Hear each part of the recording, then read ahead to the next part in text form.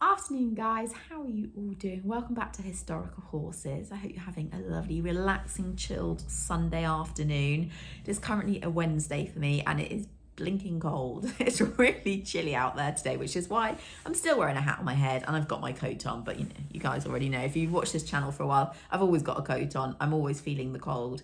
Today's topic is on Spurriers. I'll be honest, I'd never heard the word before. Now, I took a good guess because spur was at the beginning of this word, that it was something to do with horse riding, the spurs. But yeah, never heard the word before. It is, in fact, the people that made spurs. And it sort of sparked an interest in me. And I was like, well, actually, it'd be quite interesting to look back over the history of spurs. I know they've been around for a long time. And actually, you know, the people who made spurs, this was a true skill. This was a real craft to be able to make a pair of spurs. Not like today where they're also manufactured in big factories and so on. You know, the people that made spurs years and years ago were very talented. I do want to touch on quickly before we get into this video that we are looking more about the history of spurs, some of the people that did manufacture them, and yes, a little bit on their uses and the styles and so on, but we're not talking about whether it is right or wrong to wear spurs on a horse. They are obviously still worn to this day. They're a bit different to how spurs used to look, and certainly I don't think they're anywhere near as sharp and as sort of scary looking as they used to be. But this is not the topic for whether it's right or wrong to be using them. This is looking more at the history of spurs.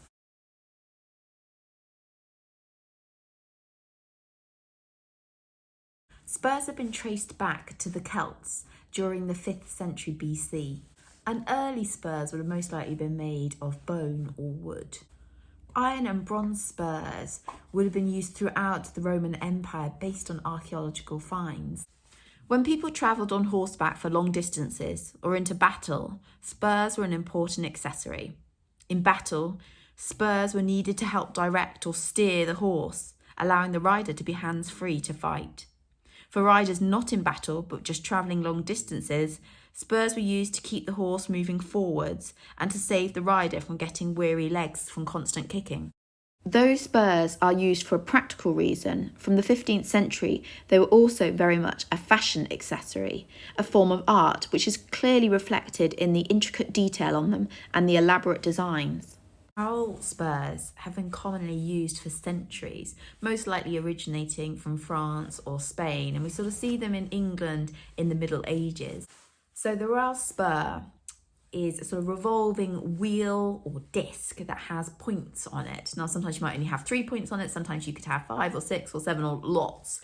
And obviously then when the rider moves their boot and touches the horse's sides, the disc should move, and you should get quite a quick reaction from the horse. Now, donkeys of years ago, when they were in battle, you're going to need to have a responsive horse. You know, if you're suddenly trying to get out of the way of, you know, about to be killed or something, you're going to need to get your horse moving pretty sharpish. So I assume maybe that's why they felt they needed to have such a strong spur. Also, we've mentioned often the riders would have been hands-free in battle because they were needing to fight. So they needed to have a sort of fairly strongish leg aid to be able to send the horse forward. Thankfully, our Royal Spurs don't look like that to this day. We do still have them, you can still buy them, but they are certainly a lot more blunt and nowhere near as big as what you would have seen years ago. I'm going to show you a few images now that are from spurs over the centuries. We're starting off with this beautiful 1400s pair of spurs, and the craftsmanship and the detail in the arms of these spurs are just remarkable. When you think these are handmade, it's something else, isn't it? And if you take away from the fact that what these spurs were used for and look at it as just as the item it is, I mean, they're like a piece of jewellery.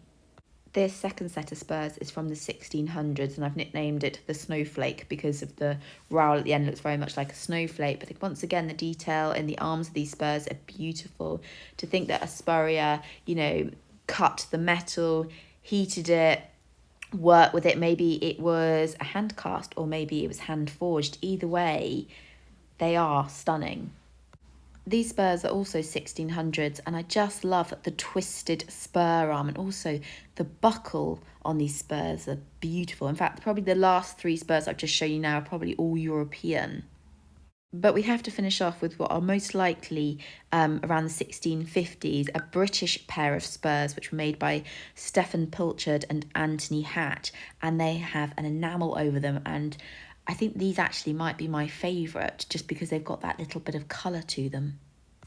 Ripon, Yorkshire was actually famous for making spurs. They had many at Spurriers in the sort of 16th, 17th century.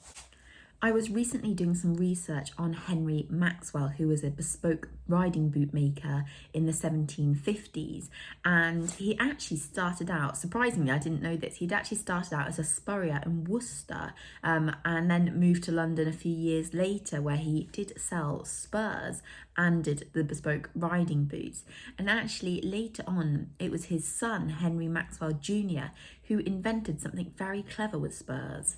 Henry Maxwell Jr. invented the spur box, which was a tongue on the inside of the spur that clicked into a socket in the heel of the riding boot. Very clever. This meant that the spur was held in place far more firmly, and actually it was a design that was in the end adopted by every European army, and I think it's incredibly clever. I also like it that it says right and left on the spurs. Very clever design. So Henry Maxwell was like a leading supplier of spurs, and also he was the designated supplier for spurs for the cavalry as well. Now, your wealthy 19th, 20th century horse rider may well have had themselves a pair of solid silver spurs, and these still go through auction houses to this day, and they fetch a pretty penny. Solid silver spurs can fetch anything from around £700 to over £1,000. So, you know, if you've got any hidden away in the attic, might be worth getting them out. I had a quick look online at the modern day spurs, which are now mass produced. I mean, they have no detail on them, and other than the odd diamante, I did find some with some diamantes on, but I have to say they were pretty grim. Compared to those of centuries ago, which were so beautifully created, the kind of intricate detail on them, the buckles on it. I think the buckles might be actually the thing that wows me the most. They were so small and slight, but so beautifully crafted, and what a talent Spurriers had. I don't believe we have any Spurriers left in the country. I could be wrong, so let me know in the comments if you know differently. So it may well be a skill or a craft that is now lost. But yeah, it's been fascinating looking back over them. I wouldn't mind owning a pair of probably 1700 spurs. I think then they were at their most beautiful. Again, I've said this many times throughout the video, not because of what they were used for, but just for the skillmanship in them by the spurriers. As I say, I look at them as a piece of jewellery, so I wouldn't mind displaying a pair. I hope you found this video interesting. Let me know, do you own a pair of very old spurs? If so, put a picture in the comments below, and I'll see you guys again very soon.